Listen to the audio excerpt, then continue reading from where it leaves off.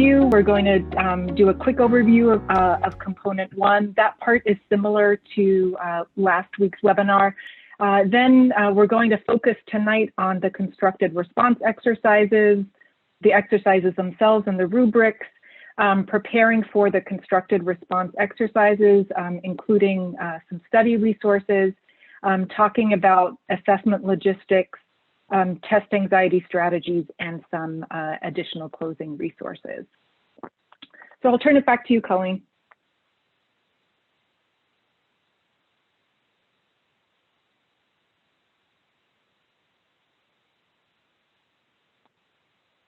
Carl, you're not on mute yet. Thanks, Lisa. Good catch. For those of you who already heard me say this last week, we really wanted to ground your thinking around component one in the core propositions, because sometimes it's really frustrating to think about having to, as a professional, take a test to prove our content knowledge. But the reality is with National Board, core proposition really sums it up the best, that we know our subjects and we know how to teach those subjects to students. And the opening solve of core proposition 2 really gets at the heart of that if there's one cardinal principle of teaching is a commitment to the welfare and education of young people, the other hand or another commitment is to the subject matter.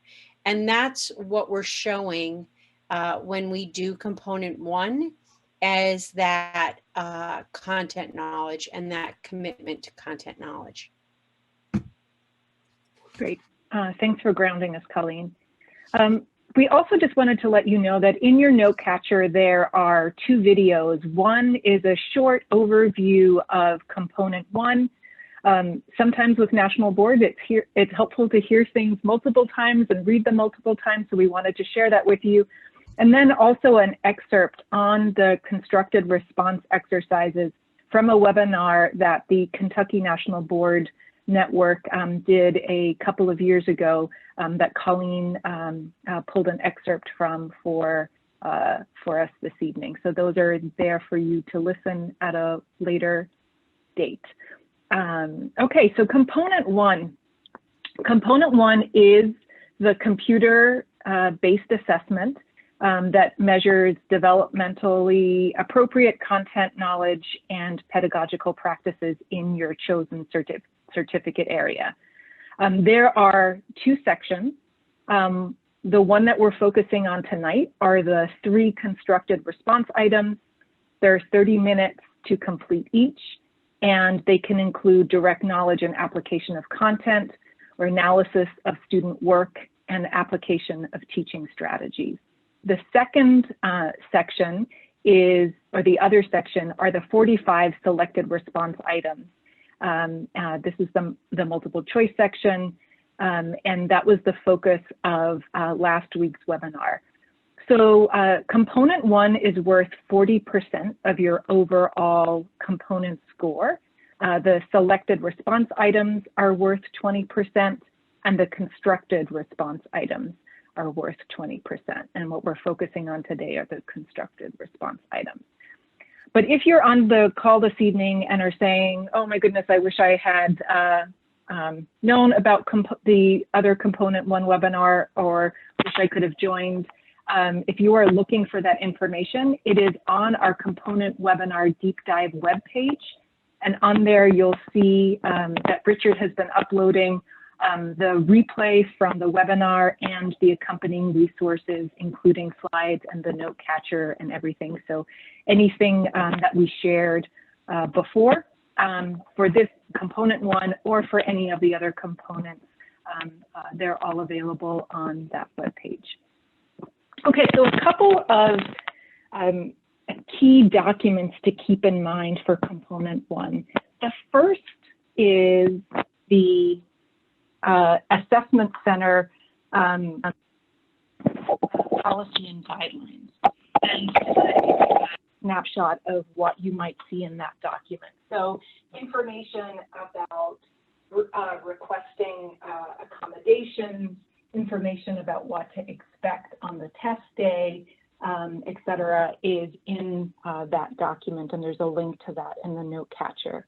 And then the other important document for you to review, and this is the one that we're really going to focus much of tonight's content on, is really the content-specific instructions for your certificate area.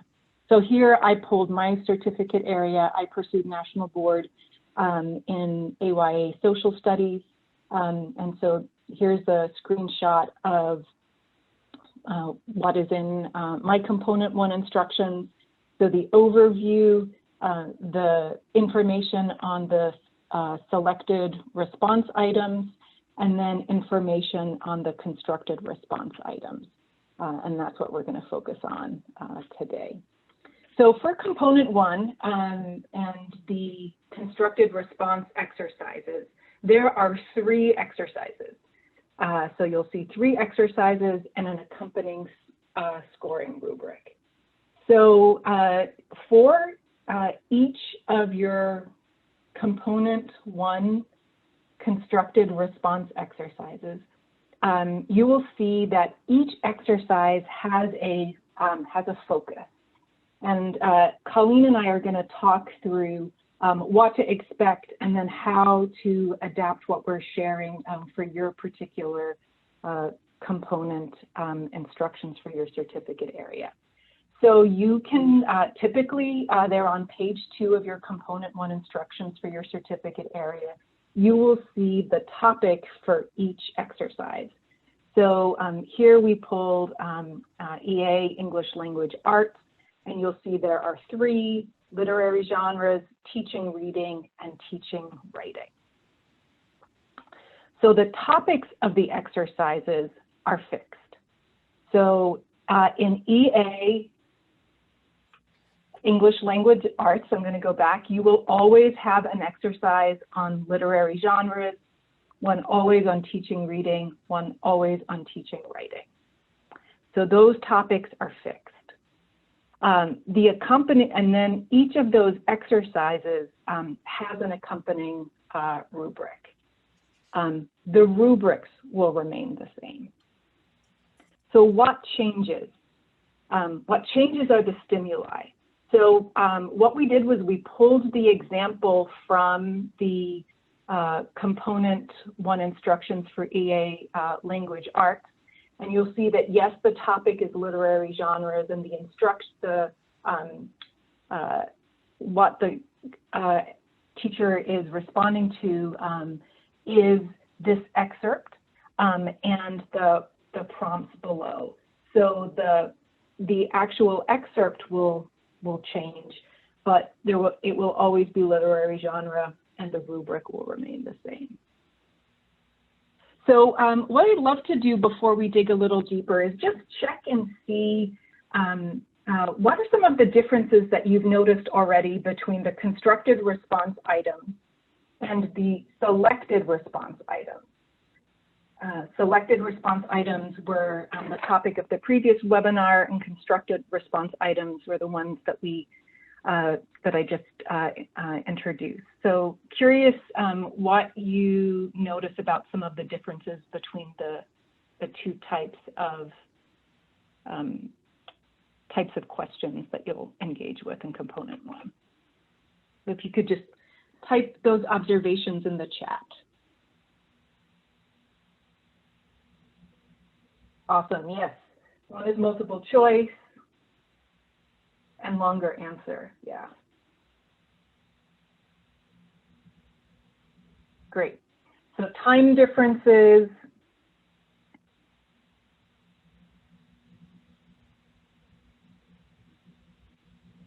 Lillian, that's an interesting comment about synthesizing different information. And, you know, Colleen will speak a little to this. There's some variation across certificate areas about the types of exercises that you'll engage in. Great. Thanks for reflecting back your observations with us. So Colleen, I'm going to turn it over to you for our first activity. Okay. So one of the things you're going to want to do is open your certificate area and look at in component 1 directions and look at the prompt and rubric. So you select and open your certificate area standards and look at the key words in the rubric or in the prompt that you are going to need to use. So for me and we can go to the next slide, Lisa, for me in literary genres, that's not a specific standard in early adolescent English language arts. And yet genre seems to be a very prominent word in the prompt. And so in order to know what standards I need to really think about and reread and revisit and chew and digest a little bit more, I'm going to need to kind of go on a journey and a hunt. So what I did was to show you how to do that. If you are not familiar, you would open your standards as a PDF. And this example is in Adobe. And up on the right hand, or up at the top, you'll see a search with a little magnifying glass. And if you click on that, it'll open a window that allows you to type in a word that it will find. And so that's what I did with the word genres. And when I hit next, I found that the word genre appears specifically between pages 47 and 61 of my ELA standards. And so as I prepare for the first constructed response on literary genres, I'm going to really want to make sure that I've read and redigested and understand and unpacked the standards that exist between 47 and 61.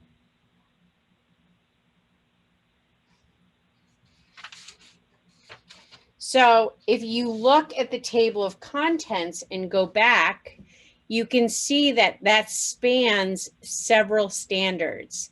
It spans reading and viewing, writing and producing, and speaking and listening. Sorry, my husband's going to answer that. It's my daughter. I'm going to ignore it. I like you guys better. So, yeah, so I'm going to look for that, and that's how I'm going to find out what standards I need to study. So then I'm going to look. So the interesting thing about this is this. So my ELA, literary genres, does not appear as a specific standard, and I had to look for what standards I was going to review for that. In other certificate areas, you might have a direct match to your SRIs or the selected response. So look at your schematic. So for this one, which is early adolescent and young adult physical education, you'll notice that the constructed response exercise 1 is exercise science. And that was the first bucket for their selected response as well. And you know what? It tells you exactly what standard to study, standard 2. And the same can be said for motor learning and movement forms, which is specifically the second bucket of the SRIs, and tells you also to study standard 2. And then the last one also matches. So I just wanted to point out to you that it's really important you dig into your schematic and your constructed response, because each certificate area is handled somewhat differently. And so it's going to be really important as you decide how to prep for the constructed response to utilize the resources you have at your fingertips. So some of the commonly made mistakes when we that are done with constructed response is that people don't answer all aspects of the prompts, and that's going to be really important. You also really are answering it through the lens of the standards. So you need to remember to integrate the thinking of the standards. And you also need to remember that as an accomplished educator, you are designing lessons for a higher knowledge and understanding and kind of those higher level thinking skills for students. So make sure that you're considering all those things. And when you write to the prompts in the practice, come back and look at that and say, did I answer all the aspects of the prompt? Where did I integrate the standards? And how is this a higher knowledge lesson? How is this really setting a high bar for my students and helping them get there? Colleen, if I can just interject really quickly, I'm seeing a couple of people ask the same question about where can you find the schematics for your content area? That's a really great question, especially if you weren't with us last week. So the schematics are also available in your component instructions for your certificate area. And the schematic is really what guides the selected responses. And then the exercises and those topics are what guide the constructed responses, both of which appear really early on in the first couple of pages of your component instructions. So turn it back to you. Thanks. So what I did was I took that first literary genres prompt and I broke it down. And I looked at what has to be done in this prompt. And as you can see, there's at least 4 pieces of the prompt. I need to identify the literary genre that's being used. I need to analyze the connection between the author's choice and use of different devices, techniques, and meaning. I need to discuss the genre and its purpose and theme. And then I need to talk about how the author's choice and use of literary devices affect the meaning of the text. So as I write to that practice session, practice prompt, I'm going to want to go back and look, and I might, because I'm a super nerdy visual learner, want to take 4 different colored highlighters and look at my response and actually call out where I think I answered the different aspects of this prompt.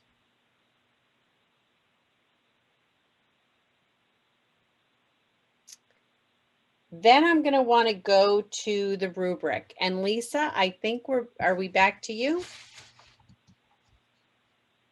Or do you want me to talk about the rubrics? Oh, I am just following your lead from earlier and was talking with my mute button muted. So I'm back. Perfect. Thank you.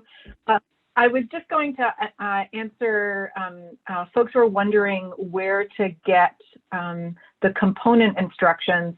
And Tara, that's a really great starting place to start on the Candidate Center. What you'll do is you'll scroll down to the bottom of that page, and at the bottom of that page, you'll see an option for choosing your certificate area, and then you pick the age group if that's applicable to your certificate area, and then that will take you to all of the component instructions for your certificate area, including component 1. So as I mentioned a little earlier, what you'll see are the exercises, the topic with the description, as well as the rubric for that exercise. So the exercise topic won't change and the rubric won't change. What will change are the either the student example or the primary source or the excerpt from literature that you might be responding to. So it's important to keep the rubrics in mind. And Colleen and I have a graphic organizer to share with you to kind of help you unpack that. But we wanted to kind of talk through the rubrics in reverse order. A way to kind of think about level 1 and level 2 rubrics, they tell you why an answer received a low score. So I'm wondering if, just taking a quick snapshot at this one particular level 1 rubric, if somebody wouldn't mind sharing in the chat about, what are some of the reasons that you see here about why a candidate might have received a level 1? What might have been missing from their response? Yep, great. And then we're going to move along to level 2.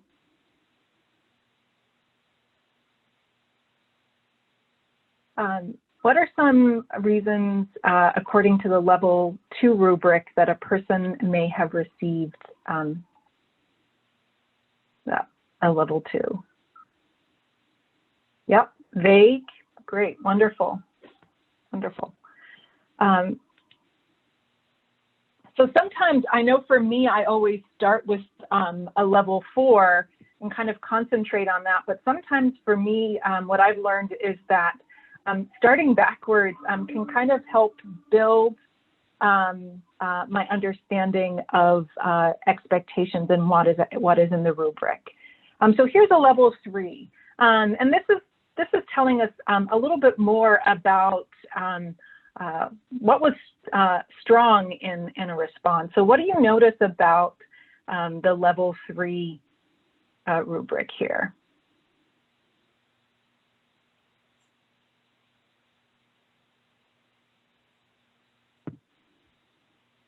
Yeah, evidence is more specific and solid. And then, of course, we have the level 4. Just even taking a look at that first bullet point, the difference, it goes from solid to thorough. So that's maybe a helpful strategy as you take a look at those exercises. So as we think then, so we've talked a little bit about there are 3 exercises with accompanying rubrics. The stimuli might change. There's a way to search your standards for what is addressed in those particular exercises. We know that one of the main questions with component 1 is, what do I study? So with everything related to National Board, your starting place really should be to start with your National Board standards with a focus on search terms or the standards listed, and then review the specific prompts and break those down. And we'll talk through a strategy and approach for that in a few moments. Analyze the level 4 rubric. And then this is the important piece, is to recognize your strengths and where you need more information. I was peeking at my other screen at the beginning of the webinar, and Esther, I saw your shout out and appreciation to Colleen for her recommendation last time to connect with a colleague. One of Colleen's recommendations last time was, if you know that there's an area that you may not be a strength of yours, you may want to connect with a colleague to find out more either actual resources or strategies that they have used that might be helpful. So Colleen, do you want to talk through this together? Sure. Okay, great. So the first thing I just want to say is, if you were on the webinar with us last week, what we shared with you all were pre-populated graphic organizers, and all of that information is available on that web page that I mentioned. So not to worry if you weren't with us, where we took the schematic and put that into a graphic organizer for each certificate area, and also linked the accompanying standards. As Colleen and I were preparing for tonight, we decided not to do that for this, for the constructed response items. And the main reason is because actually processing what the exercise is asking you to do and thinking about the level for response is actually part of your processing of the expectation. And didn't, I'm going to borrow a phrase from one of my mentors, we didn't want to rob the learner of the learning, because actually thinking through the exercise topic and the rubric itself is part of the preparation. So Colleen, maybe what we'll do is I can advance to the template that we've prepared. Wait a second, before you do that, I just want to answer a question that was in the chat. The other reason that this works so well to be empty is that, as we indicated before, the constructed response is so different for each of the certificate areas that then the template can be used for any of the 25. So you're going to copy and paste your constructed response first prompt into that top box. Then you're going to copy and paste your own level 4 from the rubric into the rubric box. And then you can look at those two and type out the characteristics that you need to include and things you need to look for. And then as you go down below, as you'll see, because we have done an example for you, or pulled an example for you, of ways that you can fill in the rest of the graphic organizer, but it really allows it to be utilized by anyone. So here's a sample constructed response of an exercise 2. And this is also around English language arts. And this is the teaching reading exercise. So there's a couple things you're going to need to do. You have to analyze one student response. You're going to have to discuss strategies, and let me underscore the plurality of that word. If you want a level 4, there's going to be more than one strategy that you discuss, and that the student could use to correct. So you're also going to have to correct a misconception. So you're going to have to accurately identify the misconception and then discuss more than one strategy in order to correct that misconception.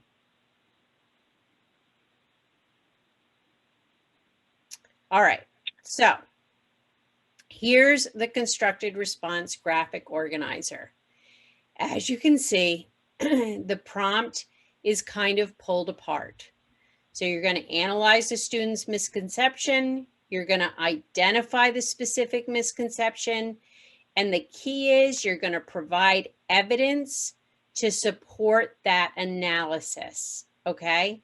So when you identify the misconception, you're going to have to provide evidence from the response that you're analyzing that is kind of your proof that this is in fact the misconception.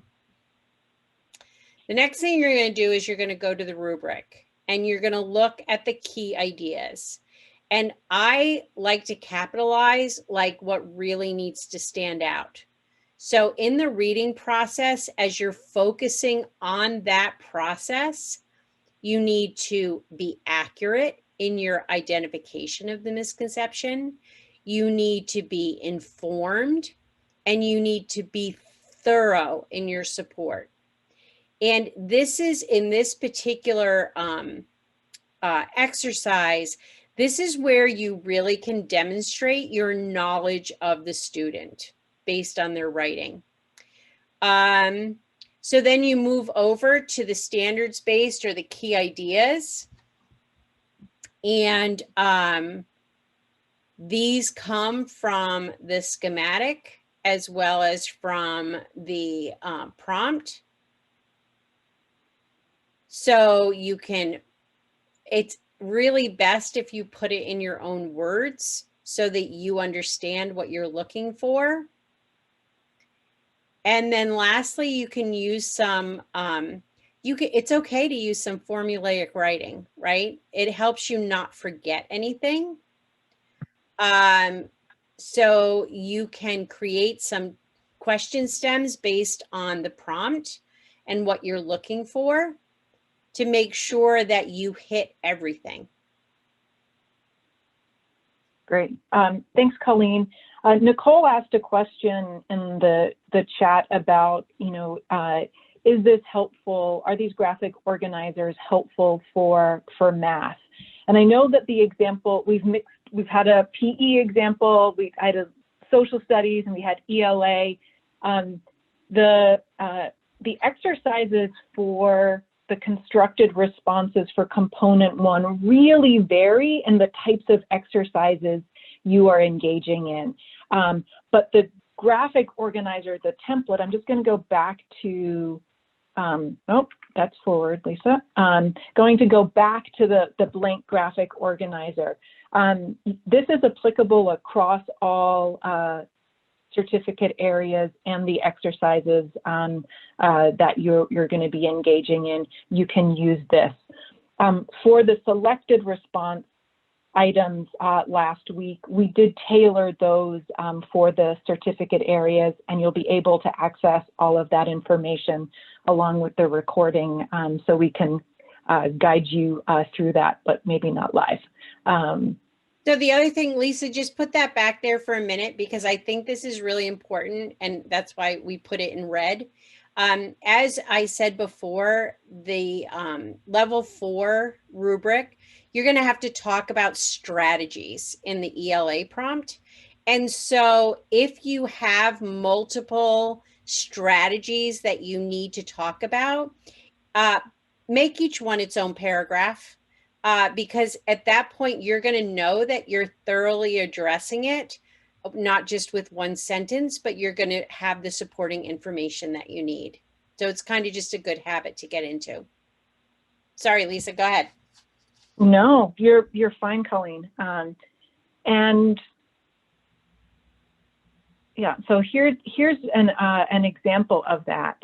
And then, you know, after you've done that, just a reminder, that might feel like a lot of work. But the important thing about that is that you're doing that for three topic exercises. And once you've done that analysis and unpacking for yourself, you may be wondering, you know, Colleen had the suggestion of talk to a colleague. You may have some study resources, some resources that you are looking for. We are continuing to collect resources that NBCTs have recommended that they found helpful during their component 1 preparation. And this document is hyperlinked in the note catcher. This is a live document that I'm going to continue to update as I learn more. I've got a survey out and continuing to check that, and we'll be adding information to that. And we have at least 1 or 2 resources for each certificate area. But you know, one of the things that Colleen and I would love to share, we've talked about this in our preparation, is that it's really easy to start with this list. I know for me, I am someone who really has a lot of test anxiety. I probably have text anxiety also, but test anxiety. And so I always think about what I don't know and jump to what I need to, you know, what resource should I be studying? And quite honestly, I think I studied too many of the wrong things when I was preparing for my own version of the assessment center. And I wish I had had my own advice back then, and really to start on, you know, what were in the prompts, what were in my national board standards for my certificate area, and come up with a plan and map from there, rather than studying all the things. I probably would have saved some time and also probably been a little less anxious. But we definitely have some resources there. Well, and Lisa, we need, you know, these are professionals who are really working hard with students and aspiring to do some really great things in their own professional development. So think about yourself as the student and use your best practices. Start with the end in mind. Look at the rubric. Look at what you need to do. Then unpack the prompt. Do all the things that you would tell your students to do as they approached a problem like that. And don't get lost in, like Lisa said, the hyperlinks of resources without really understanding and being purposeful about what you need.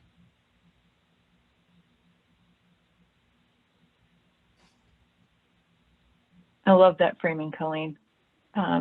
So we're going to spend, so part of the preparation is understanding the constructed responses and selected responses and preparing best for that. But it's also helpful to know some of the assessment logistics. So we're going to share a little bit about that. The first one is, I love that the screenshot frames this video here. I'm not sure if that's the actual starting place, but we have a video in the note catcher on tips for preparing for the assessment center that you may want to review when you get a little closer. Okay, so I have an update for you that I want to share about scheduling your appointment. And this is information that we did not share last week. So if you're still with us, I encourage you to listen in here. So the most important piece about scheduling your component 1 test date is you need to have paid your $75 registration fee and purchased component 1. And then what typically happens is once the registration cycle ends, you'll receive an email that we call the authorization to test email. And an important note on that is just to make sure that the name on your authorization matches your government issued ID, because that's how your identity will be verified when you show up. Hopefully you all know that we've changed some of the deadlines this year at National Board to provide as much flexibility as we can during the pandemic. So you have as much time to study, as much time to finish components, while we still meet our commitment to getting scores to you all by December 31st. So once you receive the authorization to test, then you'll be able to select your date and time. You may want to log on to the View webpage here to see what testing centers are near you, and also if you have need an accommodation, and I'll talk a little bit about that. Make sure that you share that information in advance of your testing date. So I mentioned that there were new deadlines. So I wanted to highlight here that the component 1 testing window does not open until April 8th and runs all the way till July 15th. This is much later than this testing window is typically open. Part of that was really intentional to allow teachers and counselors who are pursuing board certification to hopefully have some time after the school year, if needed, to prepare for component 1. But also all of our deadlines moved. So if you have purchased component 1 already, you will not be receiving an authorization to test until closer to the beginning of April. So not to worry if you have not received that yet. That information will not be, you won't get that information until the beginning of April. So the likelihood that you'll schedule April 8th or 9th is probably slim, but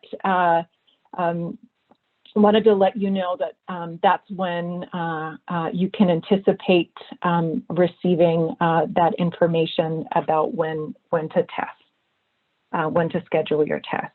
And if you haven't received it yet, nobody should have received it yet. So please, check that. If that's one of your worries, check that one off, and then you can put that maybe in your planner to come back maybe April 1st and start keeping an eye out for that email. Okay, I want to talk a little bit about testing accommodations.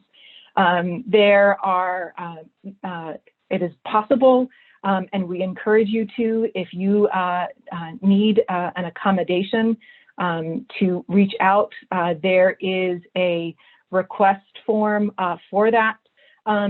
Two accommodations that are possible that are not often known about. One is for educators whose primary language is not English. That might be, if that is you, you might want to read the information and see if that's something that you would be interested in pursuing. And then the other is for nursing mothers, two ones that often get overlooked. Colleen, I think you had some tips to share with us in terms of some of the preparation. Absolutely, and I remembered to unmute. So you're going to want to probably consider driving out to the test site if it's not someplace you're really familiar with. I know when I had to take mine, I had to go into a local small city, and it was not an area of the city I was familiar with. That way you know exactly how to get there. I love GPS, but it is not always great, especially when it tells you you've arrived at your destination and you don't see any buildings around. So just a way not to be stressed.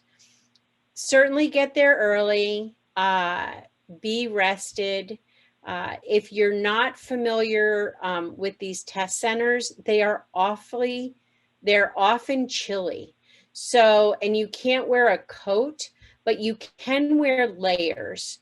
So definitely dress in layers so that as whatever the temperature range is, you can shed or put on your sweater or whatever. Make sure that the name on your government ID, whether it's your passport or your driver's license, whatever, matches the name on your authorization to test. Make sure there's like no spelling errors, and consider bringing a snack. It's a long morning or day, and so it's helpful. We all know that we keep things in our desk for our kids because we need to feed their brains. Be kind to yourself and feed your brain as well.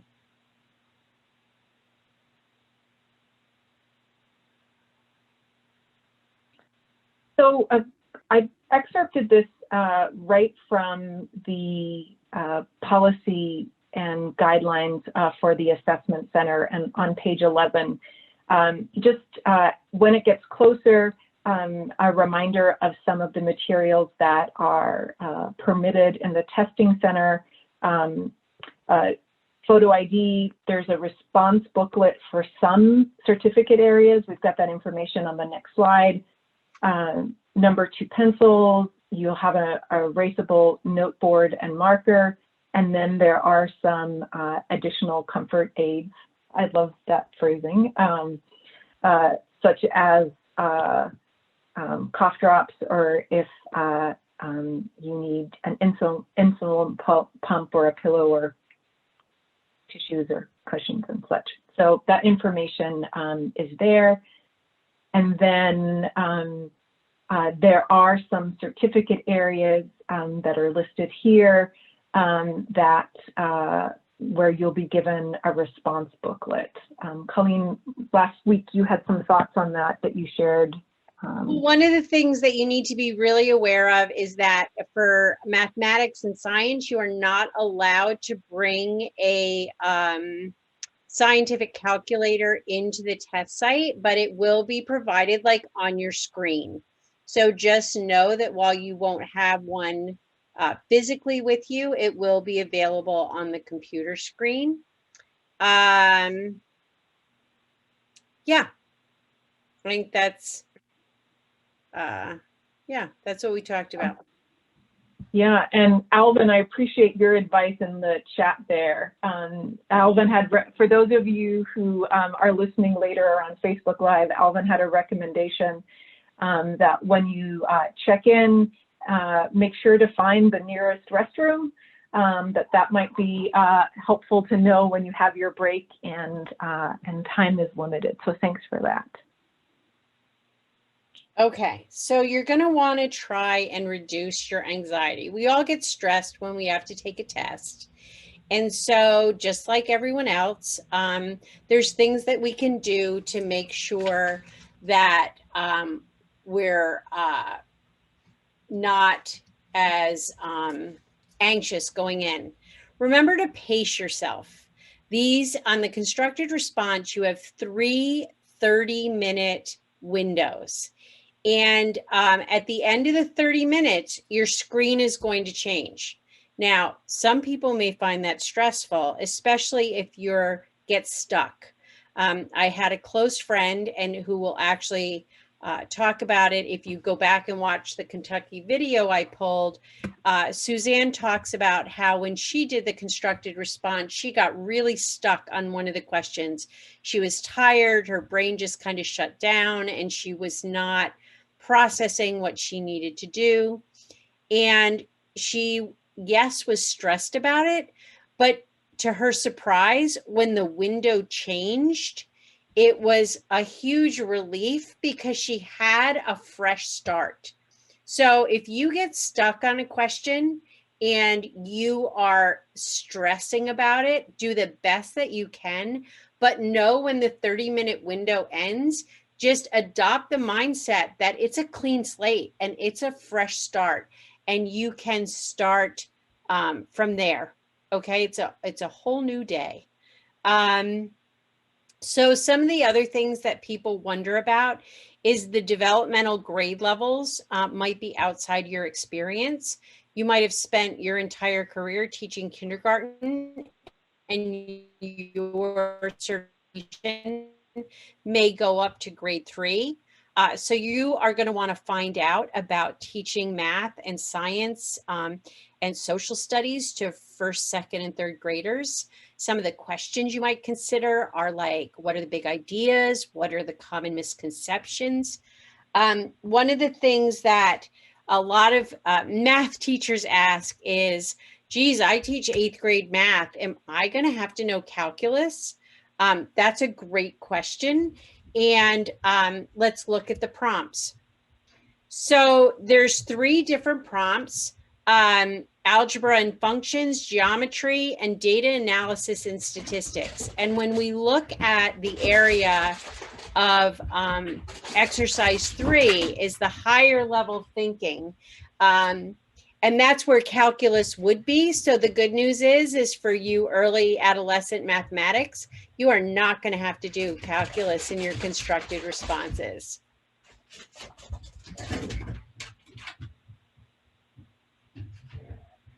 So as you can see, if you look at the schematic in mathematics, 1 and 2 are algebra and functions, and the second one is geometry. The third prompt is data analysis and statistics.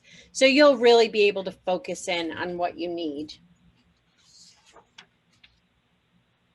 Let me just answer one more question. Somebody asked in the chat box earlier about science and the word genres. So when I put the word genres and was searching that, it was because genres appeared as a main term in the prompt for ELA. So you're going to want to look at your science prompts and see what words jump out or are repeated, and that's what you'll search in your standards, not the specific words that were shown in the example. Great. Thanks, Colleen. A couple of folks are asking about the Pearson tutorial about the look of the what to expect. That is in the slides here.